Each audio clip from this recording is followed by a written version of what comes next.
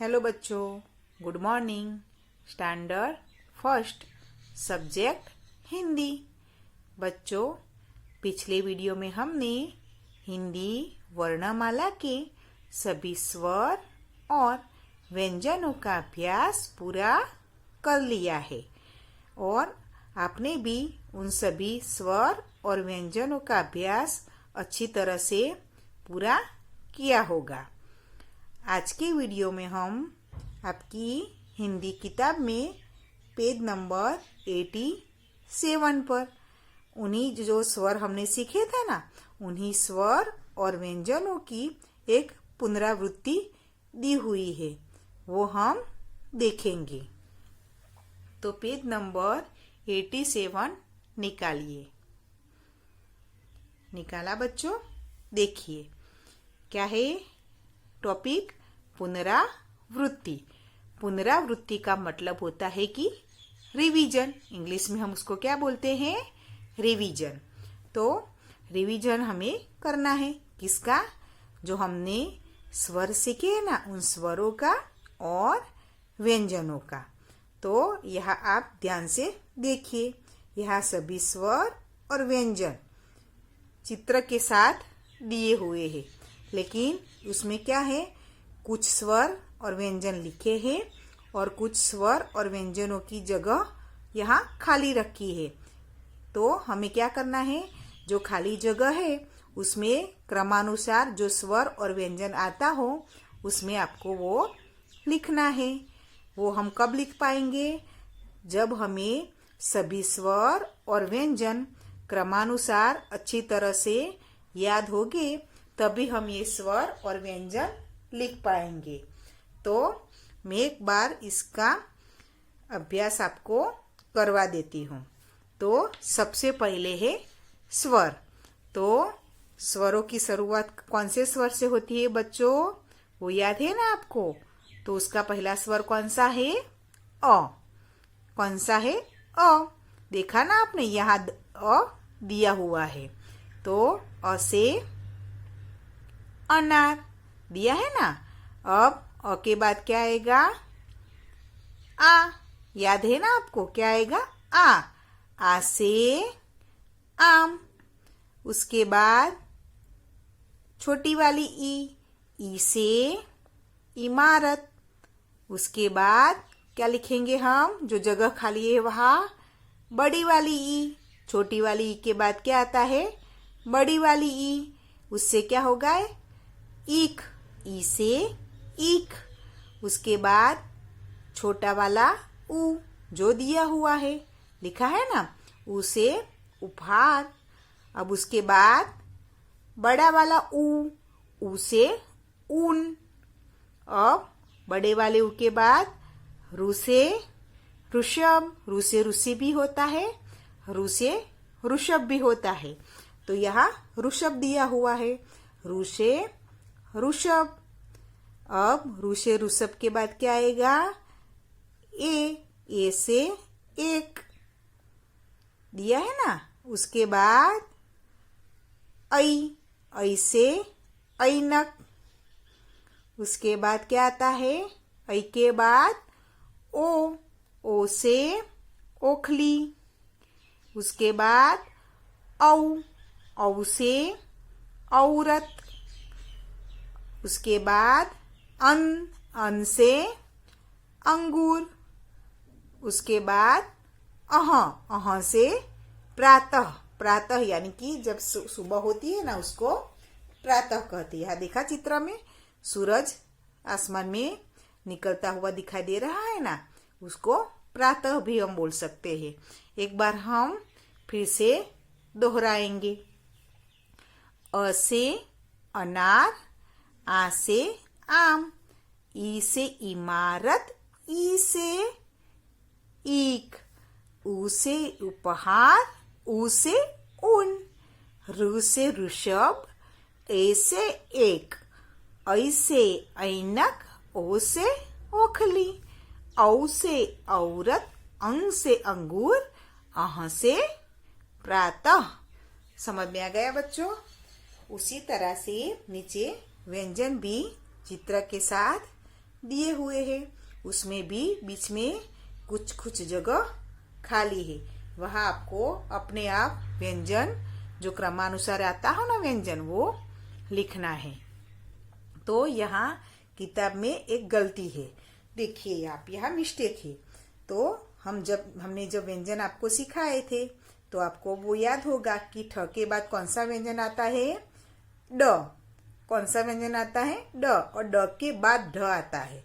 लेकिन यहाँ ड पहले दे दिया है और क्या दिया है, यहाँ ड की जगह बाद में दी है।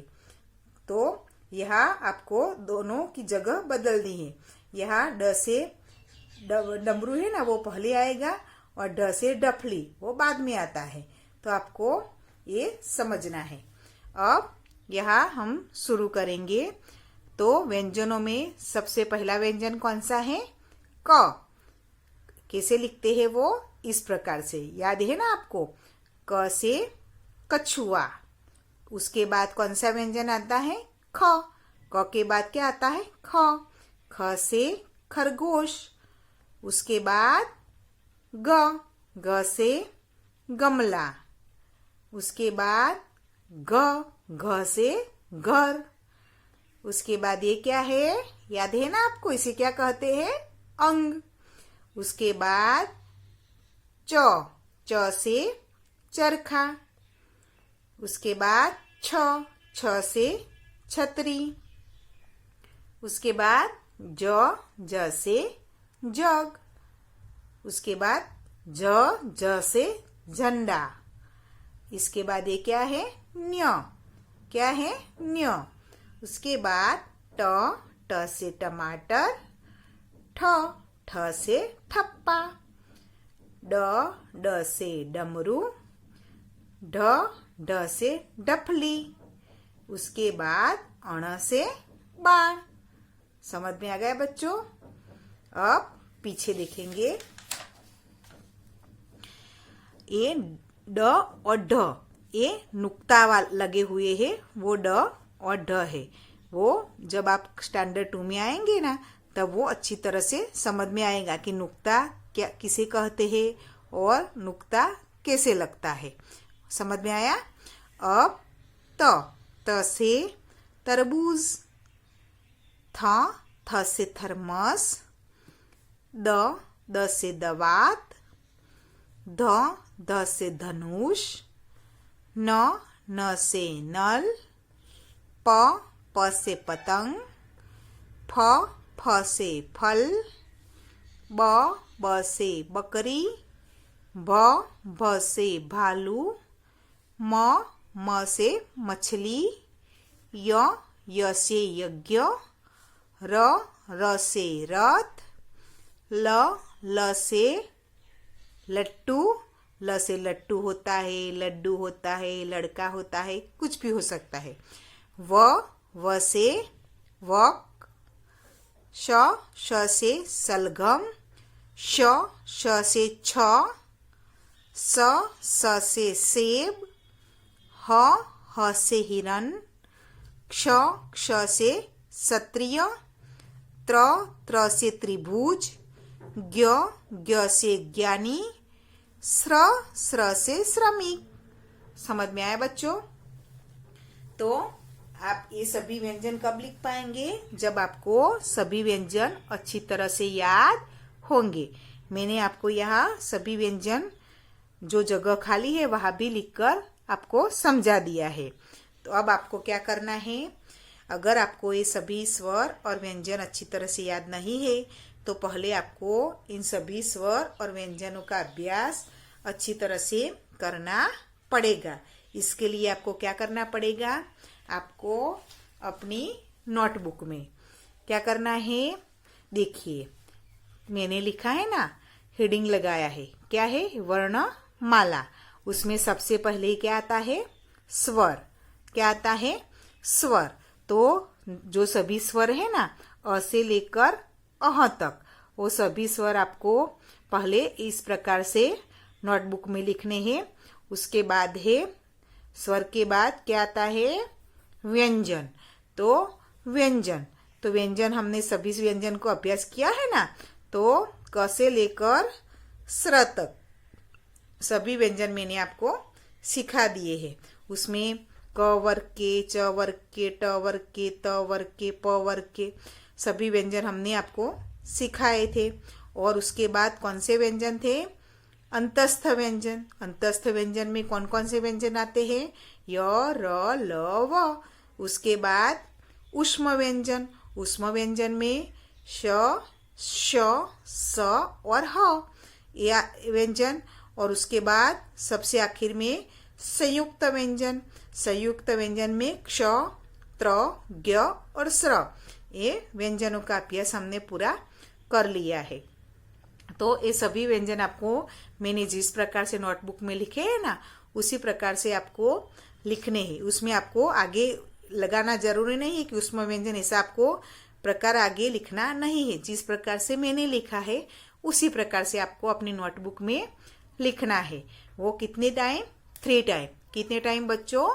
3 टाइम। ये सभी स्वर और व्यंजन 3 टाइम आपको अपनी नोटबुक में इसी प्रकार से लिखना है और साथ में उसका उच्चारण भी करना है। तो क्या होगा, अगर आपको ये स्वर और व्यंजन अगर आप कुछ भूल गए हैं तो आपको फिर से वो याद आ जाएंगे। तो आपको ये पूरा होमवर्क कंप्लीट करना है। अब हम अगले वीडियो में मिलेंगे। गुड बाय बच्चों।